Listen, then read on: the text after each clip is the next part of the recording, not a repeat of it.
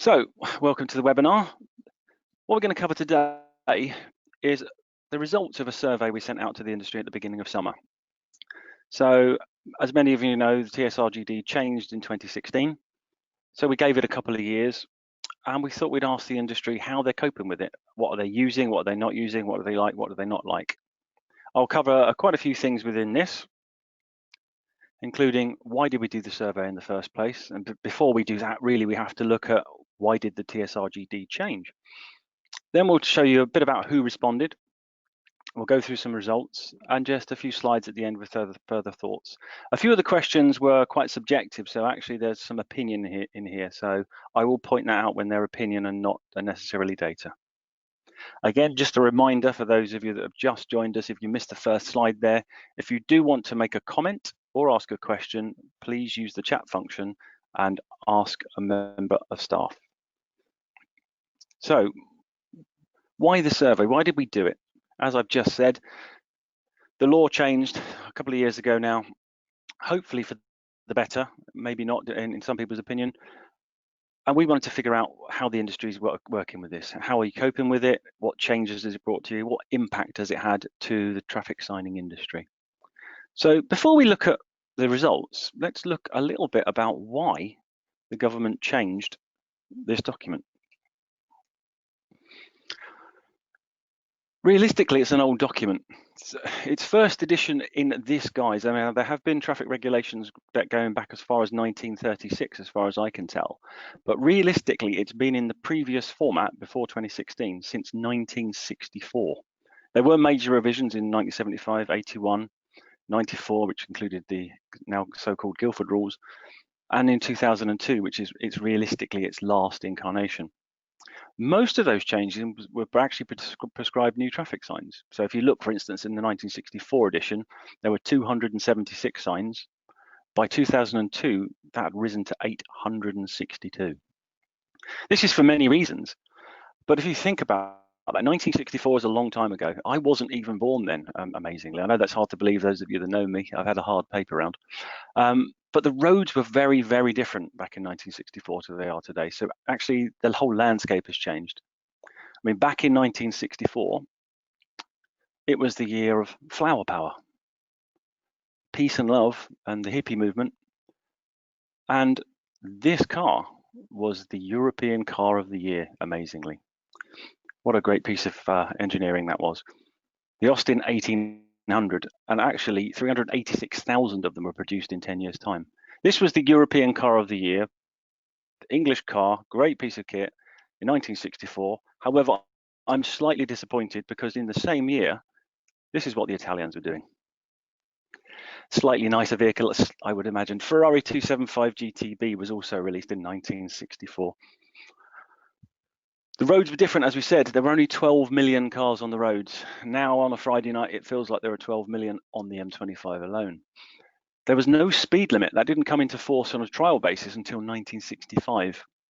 As you can see, back in the 60s, deaths on the roads and reported casualties were at their peak pretty much. Talking of infrastructure, in 1964, the government announced plans to build 3 new towns in the southeast of England, one of those being in the centre of a tiny village called Milton Keynes, which we've all driven around and around and around. Bit more transport related. In 1964, the British and French governments committed to build the Channel Tunnel. It was expected to take 5 years to build. As many of you will know, it finally opened in 1994, slightly longer than expected. Also in 1964, the 4th road bridge was opened. Construction for that began in 1958, so that tells you about choosing where you build your infrastructure and who to partner with, perhaps.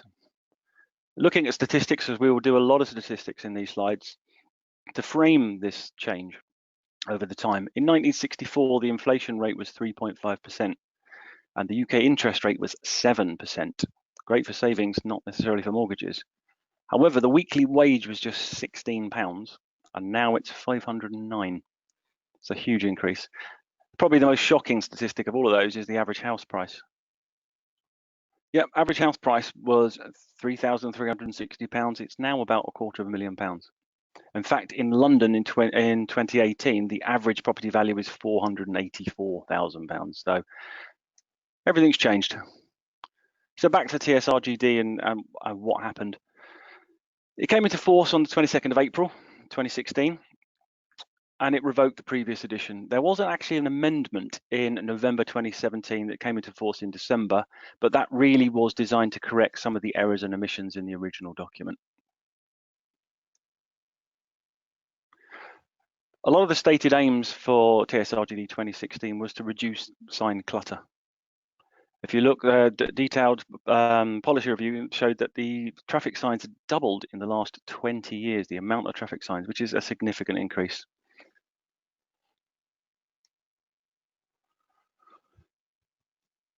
It wasn't just about reducing clutter, it was also about complexity. I mean, at a certain point, I think 2014, the DFT were running at 600 special authorizations a year. So traffic signs that were not prescribed having to be checked and approved or not approved in some cases.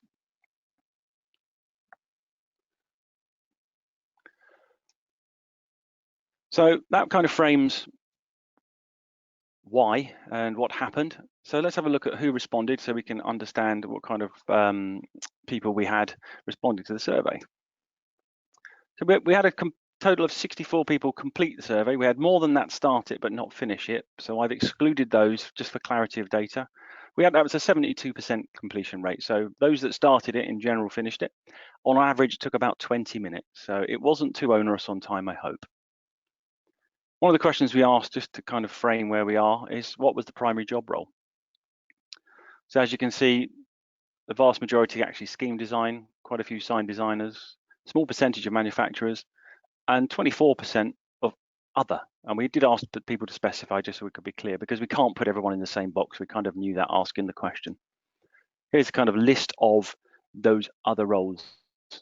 So as you can see, pretty much people involved in using the TSRGD on a regular basis, which led to the next question realistically, which is how often do you use the TSRGD? Quite an even split between weekly and daily, and not so many people doing it monthly, which is a reasonable split for people using it in their daily lives. How often do you use the traffic signs manual was an equal question alongside that. And as you can see, there's a strong correlation between the two, and I think that would be expected. So looking at the results, and what did people actually say, and what do people think?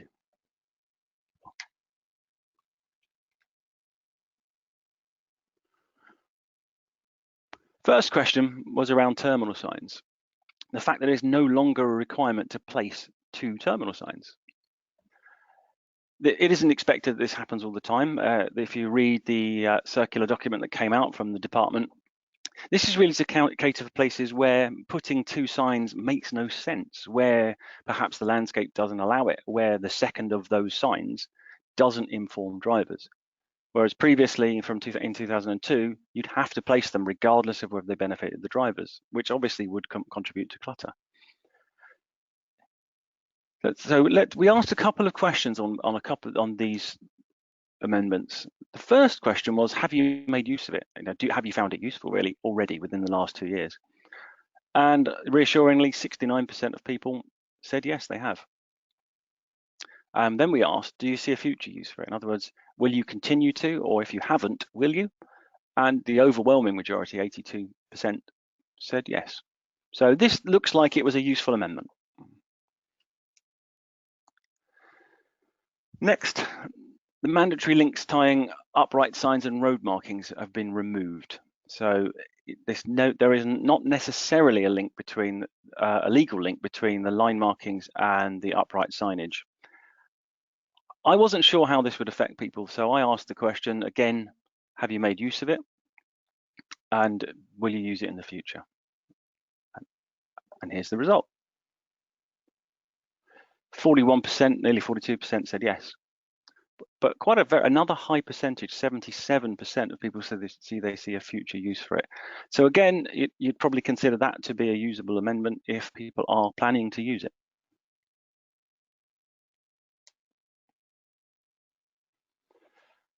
Slightly contentious.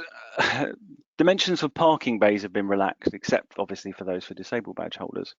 This could, of course, lead to some great fun and games in car parks, like the picture there, courtesy of the Wales News Service. I think I've been in that car park. Luckily, my car isn't a van. So again, the obvious question is, have you made use of it? It's a bit more split, this one. 48% say no, only 33 said yes. But yet again, 74% of people say they see a future use. So people will be using this. So I kind of second guessed this one, and I asked the question, because if you're not using it now, but you do see a future use in it, why are you not using it now? What problems do you possibly see? So I asked the question pretty much based on enforcement. Do you see any issues in enforcing different bay sizes? Quite a high percentage, actually. 66% said no, they don't see a problem. So I've got a few comments that on most of the questions where we asked you for comment, just about everybody that responded commented. I haven't got them all down because otherwise I'd end up with a very, very large slide deck. I've picked a few just to try and give some balance. So most of the issues were seen to be about uniformity. You know, if you have one car park with very small bays and then one with very large bays, you're going to cause some confusion. And some very, very good comments and some consistent comments about SUVs. As SUVs are the largest selling segment in vehicles these days, a small parking bay is not going to be suitable for many, many vehicles. And I've highlighted the bottom line in red because I thought it was a nice, simple comment to make that somebody made, that was trying to maintain consistency in markings across car parking zones, which is a good thing to do. You know, think about consistency, think about drivers. Related to that, you could not just the dimensions, but actually what you make these parking bays of, what they consist of. They no longer have to be lines. They can now be made of different color pavings, different color tarmac, different color surfacing, whatever you choose, they can be done. Now, that obviously asks another question, doesn't it, really? Is what else, you know, how do you go about this? So the first thing we asked was, have you made use of it? And again, high percentages said no, but a huge percentage see a future use for it. But if you're going to do it, then how do you know what to do? What kind of pitfalls would you find? Why have you not done it yet? And I think that's down to a lack of guidance. So I asked that question. Do you see a need for further guidance on this issue? And 64% of people said yes. People want things like that. What kind of contrast is recommended? They've also commented that this should come through the traffic signs manual, which is a very strong comment through quite a lot of the subjects here.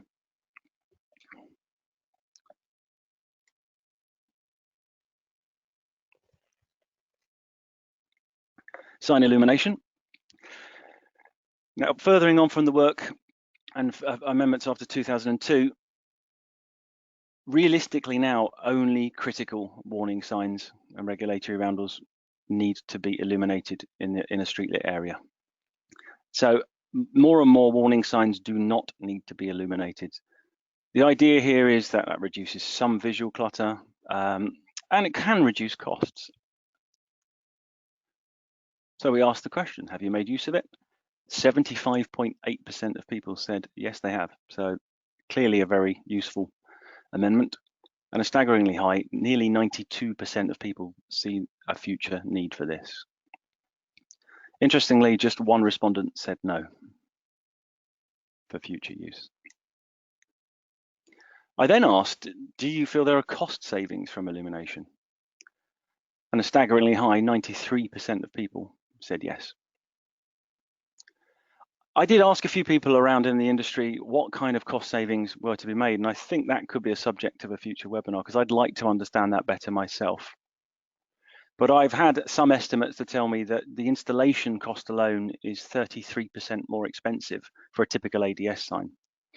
And just if you take a typical traffic sign, if you go back to the governance circular pre TSRGD 2015, they asked the question about costs.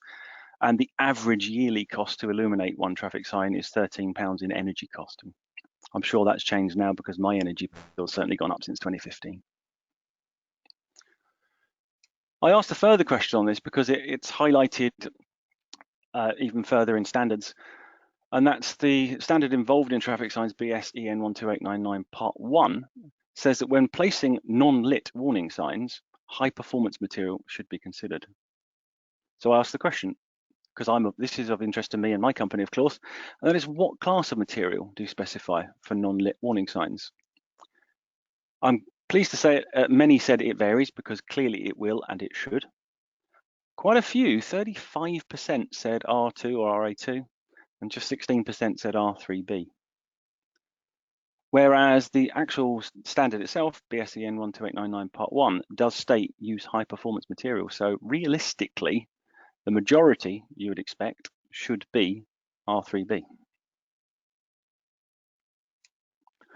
Just to frame that so you can understand why I say that, I found this in my archives. If you look on the left, you've got a lit class RA2 sign, and on the right you have an unlit R3B sign. So without a luminaire, that sign is plenty bright enough. That is the subject of a webinar we did last year on sign illumination. You should get a link for all of our archives at the end of this. If you've not seen this and seen the data and the results and the science behind it, I'd urge you to watch it, because it's quite illuminating, if you'll pardon that terrible pun.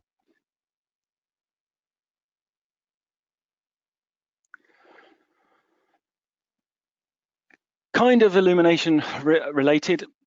Signs placed within a 20-mile-an-hour limit or zone don't need to be directly illuminated, but must be reflectorized. Slightly different question I asked here, and that is, because this is what I thought the government's aim was would it be easier to implement a 20-mile-an-hour zone? And 61% of people said yes. So yeah, it seems another usable amendment if you're considering 20-mile-an-hour zones. On a slightly different subject, I was surprised to see this in the original drafts, but boundary signs may now incorporate photographic images showing an item of local interest, as you can see there. I thought this was fairly small and specialist. I didn't think many areas would necessarily take up on this, although it's quite a nice idea. It certainly gives you some unique identity and some wayfinding marks that you can follow. So I asked the question, have you made a use of this amendment?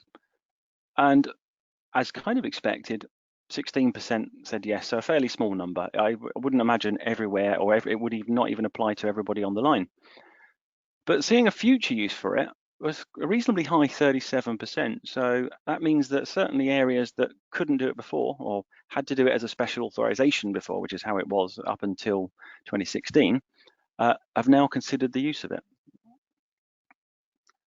On a similar vein, but a lot more specialized, I guess, this sign is, it certainly would not apply to many people responding.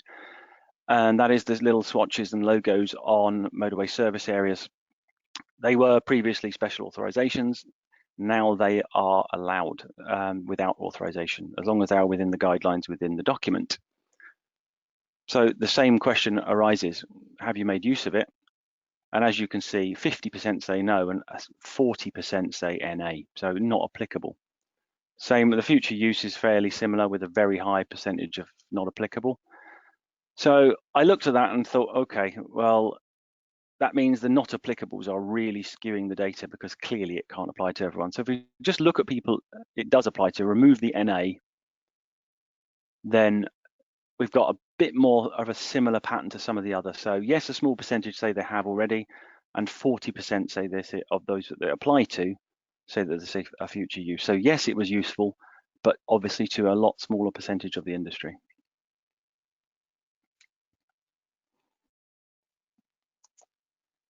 This one does apply to illumination, but I kept it separate because it is a subject all of its own, I think, for some people. And that is the requirement to light the sign faces on a self-writing bollard has now been removed within a street lit area.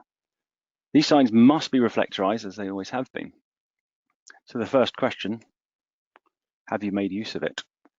And a very high 75, nearly 76% of people say yes, they've made use of it.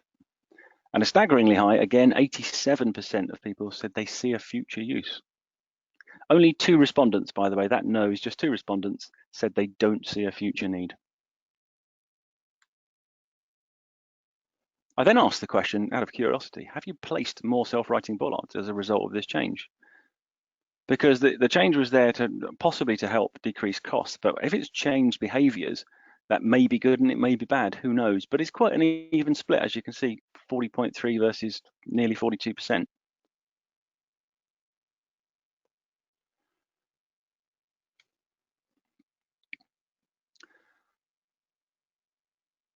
Sign indicating prohibition of stopping near school entrances may now be placed without a traffic order. There were a few other markings that can be placed without a traffic order, but I focused on this one particularly because when I first did some in the field webinars back in 2016, this got quite a lot of conversation about enforceability. So I thought I'd put this one in and spread it out to get more feedback. And there we go. So have you made use of it? No, is the bigger number there, 48%. But again, as is with almost everyone so far, do you see a future use? Yeah, 62.9%. So most people can see a use for it, maybe not have done it yet. If anyone's got a particular reason why they feel that some of these they haven't done, but they want to, if there's a reason for that can help me understand it, that would be great if you could message me, email me, or send it in the chat function, because I'd like to understand that better. But clearly, as I said to you, when I first talking to people about this, that most of the comments were about enforceability. So I asked the question, do you see a problem with enforceability of this? Or do you see any issues? And I got some very good feedback, and I learned a few things that I didn't know. Certainly about enforcement. Clearly, it's not my necessary area of expertise, so it's always good to learn. The comment in the middle there, I'll highlight there. It says, placing sign without a TRO would enable the police to enforce it. However, it would not be enforced by civil enforcement officers. Quite interesting one. And again, I think the bottom comment kind of echoes that. We understand is not correct and an order is still required and confirmed by regional traffic user groups. The top one was quite a nice, at least a positive comment, that most of these markings are generally acknowledged by motorists. They do understand them with or without the sign. So, and I think you'll find, I did have one comment somewhere that said, it doesn't matter if you put a sign or a line there, those kind of people that will stop on those markings will stop there whether it's illegal or not, which is a bit sad, but I guess true. Further to markings,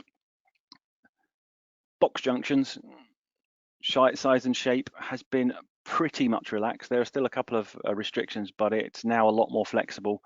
It does make a lot of sense because the roadway doesn't always match as the book previously was. So again, the usual question, have you made use? 58% said no. So a reasonably high percentage said no this time, but 73% just about said they see a future use. So I guess this is dependent on schemes. If you've got no junction yet to work on, or you can think of a junction where you might want to put this in the future, then you can see it being useful. If you've got any other views on that, please, as again, send it into the chat function. Great. Last one on markings. I did allude to this on one of the questions on 20-mile-an-hour zones, which I've omitted down to a typo. Those of you that responded will know all about the typo. Road marking 1065 can now be used as a repeater, which is an interesting idea. So I guess the drive there is that it removes the need for upright signage, which could be deemed as clutter. You can see a use for it if you've got an area of outstanding natural beauty, you've got some parks or somewhere that you want the traffic goes through that you don't want to put up signage and repeater signs, you can legally use a roundel painted on the road. But that does beg the question that I asked next, and that was, firstly, did you use it? 66% of people said no, but again, a 67.7 said yes, they see a future need. So people are thinking about it, but then I did ask, why not now? Why would you not do it? Possibly because of maintenance implications. So I asked that question. Pretty much all the comments that I got in for this were regarding maintenance, but the bottom comment I think is probably the most simple and eloquent there. It's the same as any marking. It really does need to be kept on top of. The difference with a roundel, I guess, is if it's not there, then it can't be enforced. If it's worn out and it can't be seen, then the driver can argue a loophole and potentially say, no, I didn't see the marking. I don't know what the speed limit was.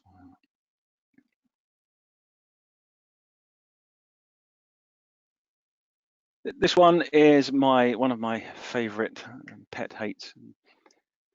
So temporary signs, those and of this ilk, new roundabout ahead, new road layout, all of those kind of signs now have to have a remove by date affixed to the back of them, a sticker that tells you when it needs to be removed by, which is an interesting concept. And certainly there wasn't any guidance on how and what and how you should do that. I asked the question about that in a second, but there were comments about the actual validity of these signs, which I thoroughly concur with, and that is, you do see these on road layouts that are completely pointless. If you are new to the area and you've never seen the junction or the layout, then it's always new. If you live there, it's only new the first time you use it, realistically. So you've got to question the need for these. And here were some of the comments. I asked, how has it affected you, rather than would you use it?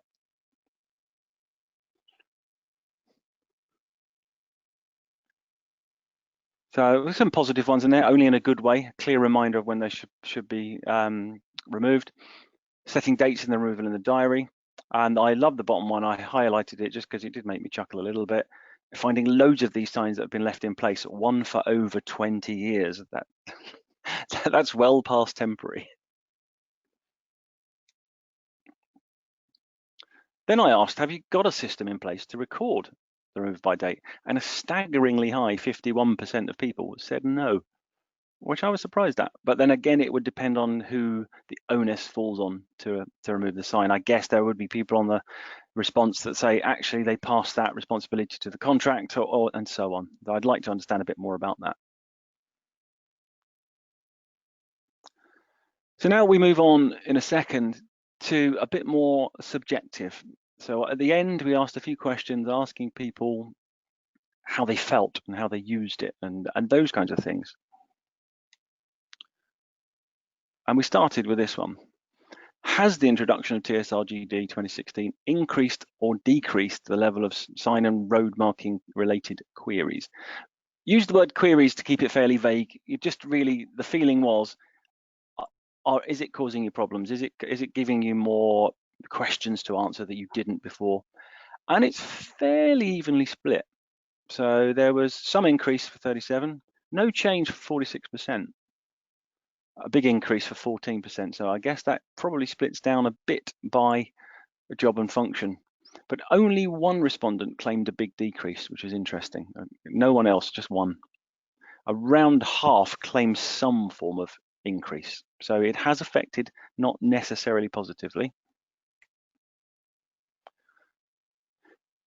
Do you prefer the old TSRGD 2002 or the new TSRGD 2016?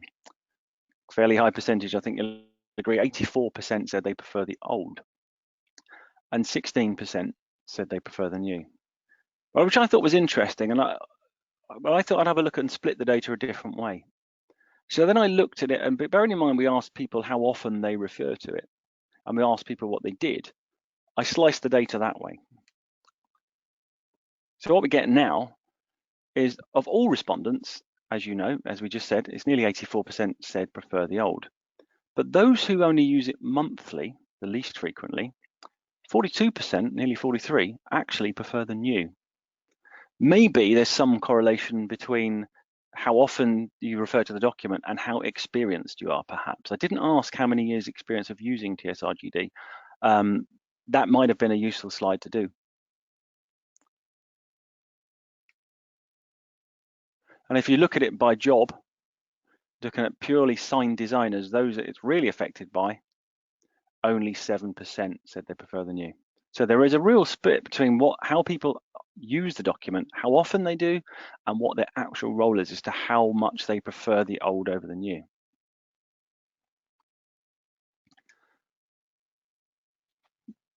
Now we did talk about navigation of the TSRGD 2016. As many of you will know, hopefully all of you on the line will know, the format changed drastically into this little pick and mix approach, which I think, bearing in mind how many special authorizations were around parking time plates, was there to suit the ever-changing need of a parking time plate. Doesn't necessarily suit normal signage, certainly regulatory and warning signs, but it did change the whole format of the book. So we now have this strange tablature approach where you can pick and mix a piece of text, a shape and a symbol, and so on. So looking at how we describe navigation, 46% said difficult, or very, difficult. 35 said difficult, 46 said very difficult. And only people that use it daily find it easy.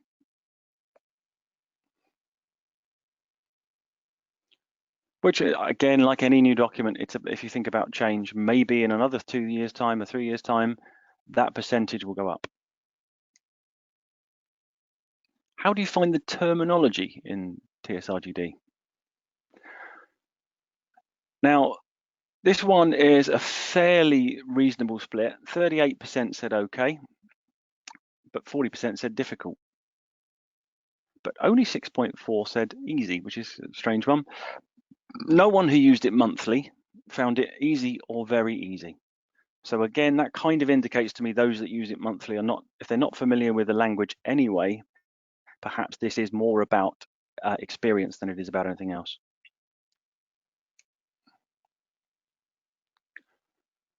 If you then split it again into job role, sign designers, 57% said difficult, 14 said very difficult, and 28% said okay.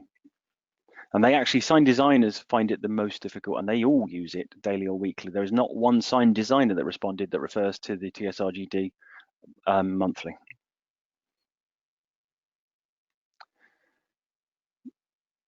Do you still refer to the old TSRGD for sign images and reference?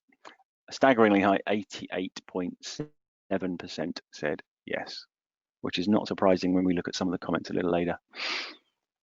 9%, nearly 10% said no. So again, perhaps they are newer users and are familiar more with the new format than the old. I'm somewhere in between all of this. I came into this industry when CE marking first came in, and I was given the onerous task of understanding the differences between TSRGD 2002 and 2016. It was actually 2015 draft I first looked at. So I'm reasonably familiar with both now, but I don't use them every day.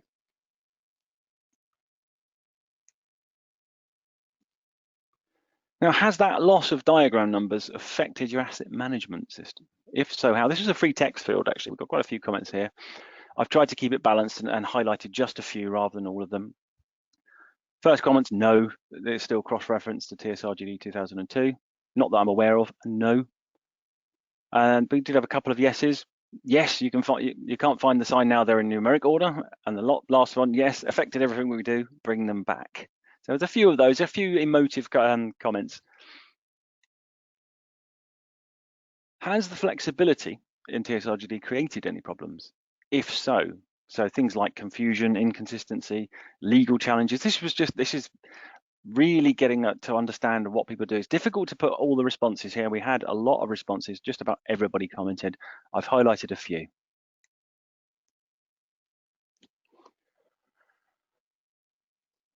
So the top one, I'll let you read it for yourselves, perhaps. But there's a certainly thing there. The bottom comment on that top one, I'm often told it's in the reg, so it's okay. Well, it isn't okay, and redesigns are required, but this creates conflicts that were not there when we had the 2002 regs. So yeah, the long and short of that, for those of you that know it will understand it, and that is, previously with such a prescriptive document, you really had to do what the document said. Well, whereas you have flexibility, you can design things differently, and differently can mean wrong if you don't use your judgment correctly. Yeah, and yes, some confusion and inconsistency, but no legal challenges yet, was one of the comments. Further on to that, because I pointed this out on one of my webinars, talk about consistency. The one on the left, diagram 642.2a, is the correct layout according to the traffic signs manual for that diagram. The image on the right is perfectly allowable under TSRGD 2016. Doesn't necessarily make any sense to a driver. It doesn't feel right, but it's perfectly allowable. And that's what I meant by confusion and inconsistency. And the bottom comment there came from someone that said, I've reviewed many odd looking direction signs since TSRGD 2016 was brought in. I've seen a few before that as well, to be fair, but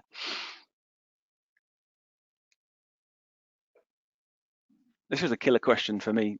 Do you feel TSRGD has delivered the flexibility it was intended to? And actually the majority, only just, but 56%, said no, they didn't. Which I find quite interesting if you consider that actually the vast majority of people have been using the amendments and the absolute majority see a future use. So actually there is some flexibility. I guess it's just the way it's laid out has caused a problem, which we'll come to. If you could change one thing in the TSRGD 2016, what would you do? I've highlighted this because it's such a very, very well thought out answers here. And then I've got a few little snippets I've put in because I did like some of this here. Main issue is the lack of guidance. We're 2 years on and we still don't have the guidance. And the bottom one there, we're in a development is king era.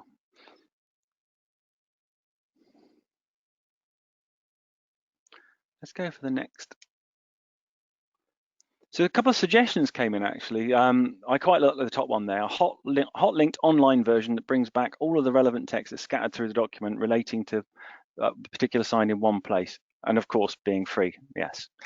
I think that's a great idea. I think that's really, there's a couple more comments on that. I haven't put them all out, but there were several comments about making it a hot linked PDF where you could actually click on your sign, click through to the relevant things, and it just would make it easier to navigate. Quite an interesting comment. I talked about experience on the left there. You can see, go back to 2002. I think it was easier, but that's probably because I'm old, which is a telling sign of our industry, I guess, to a degree. People have been used to the old document, and it is a change.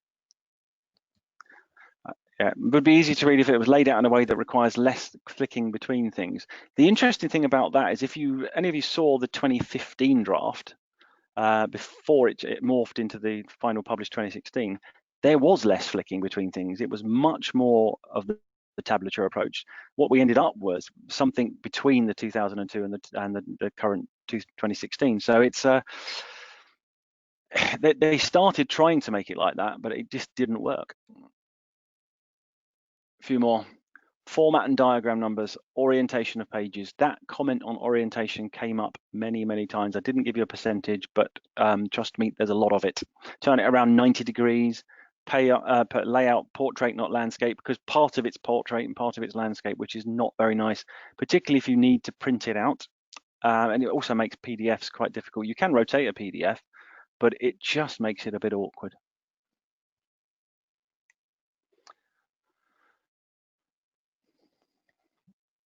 Top one, bigger pictures. Have a list of diagram numbers and pictures in number order. One thing I would point out about diagram numbers, although they are not all there as they were in 2002, in the circular that came out with TSRGD 2016, there is a document at the back that lists all of the diagram numbers and references them to their section within 2016. It is a useful thing to do. If you haven't seen it, that's where it exists. And the bottom right one, I think a little tongue-in-cheek, but I'll say it and start again. The bottom comment I highlighted because it was very succinct and nicely put. It says, while the flexibility has been achieved to some degree, more clarification and guidance for certain aspects would be useful, particularly for people who don't carry out sign designs regularly. And I think the data supports that observation really well. So a little bit of a summary and some further thoughts. We're almost through. I figured we'd be slightly ahead of time here.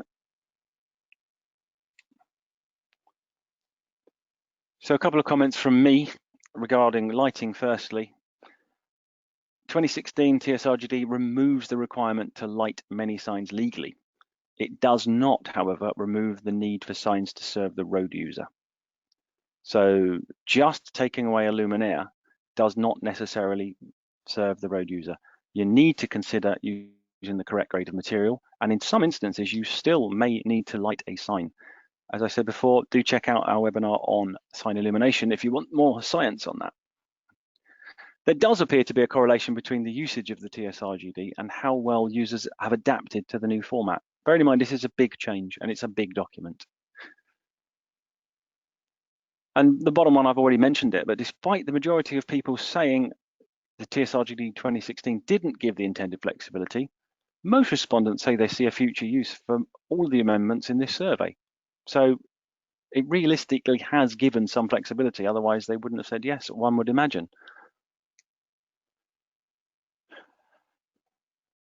And the last slide, pretty much. The new format, in particular, the orientation of the document generated a lot of comments. I certainly felt that when I was doing my research a couple of years ago, and I feel that one. Those great comments around an online hyperlinked version. I'm sure there'll be somebody out there thinking they can monetize that by creating a nice little app for it, perhaps. But it's a great idea, and I really like it. And I'm going to go up and see the DFT with these results in the very near future, and I'm going to strongly have a conversation about this, because I'm sure they'd be interested in improvements, and I'm sure they'd be interested to know what the industry feels. They've already told me they want to talk to me about this, so it would be great to give them some positive feedback about what else we could do to make it better. The lack of diagram numbers is a strong concern. It always has been. It was when I did my original series of seminars and webinars. And the traffic signs manuals are very long awaited, but they will give that reassurance. They will help people to make these decisions. I would caveat that pretty much everything you can do under the TSRGD 2016, you can still do as per the 2002 regs. If you follow the guidance in the existing, slightly outdated TSMs, they will still get you a legal result. It is pretty much backwards compatible. So if you're afraid of making a change, you don't have to make the change. It should give you the flexibility to make changes that you couldn't have done before. So that is the results of our survey. Thank you for dialing in, everybody. I'm going to have a look and see if we've got any comments or questions. Whilst I do that for a minute or so, those of you that are dialed in regularly know that we do this annually. We pick some subjects, but we always ask the audience. We ask you as an industry what you'd like us to talk about. So if you've got any suggestions as to what you'd like to see a webinar on next year, please do let us know either by email or right now within the chat field, and we'll filter them through. And by early next year, we'll have a plan for a series of webinars next year, if you so wish. So let me have a look at the questions and see what we've got, and I'll see what I can answer. Comment. We've got mainly comments. Interesting comment there. It may be interesting to find out if a future Scottish version improves this any. A comment about CPZ zones, often too large without repeater signs catching drivers out. Yeah. Okay. Okay, so there was an interesting comment. There is a website that exists, tsrgd.co.uk, with all of the hyperlinks for a small fee, which they haven't paid me clearly. So there is a website. Somebody has already done that. Someone has done the work. I will check that out myself. Yeah. Somebody else made a useful comment here saying using the find function in PDF versions does help navigation, i.e. input diagram number. Thanks for that. That's quite useful for those that don't do it. Brilliant.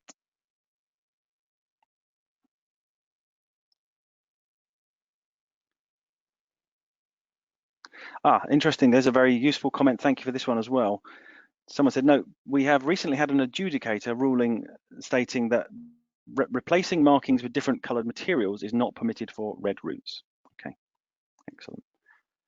Right, okay, that's pretty much all we've got time for. So thank you very much for dialing and attending, and thank you for those of you on the line that took part. It has been very useful for me to see this and very helpful for me to understand how the industry works and what your pain points are. As I said, I will be going to the Department for Transport to share the results and to talk through this in the very near future. And I will try and put forward some of the helpful suggestions that you've come up with. And do let us know what you'd like to talk about next year. And hopefully we'll see you at a lunchtime sometime in Q1 2019. Thanks.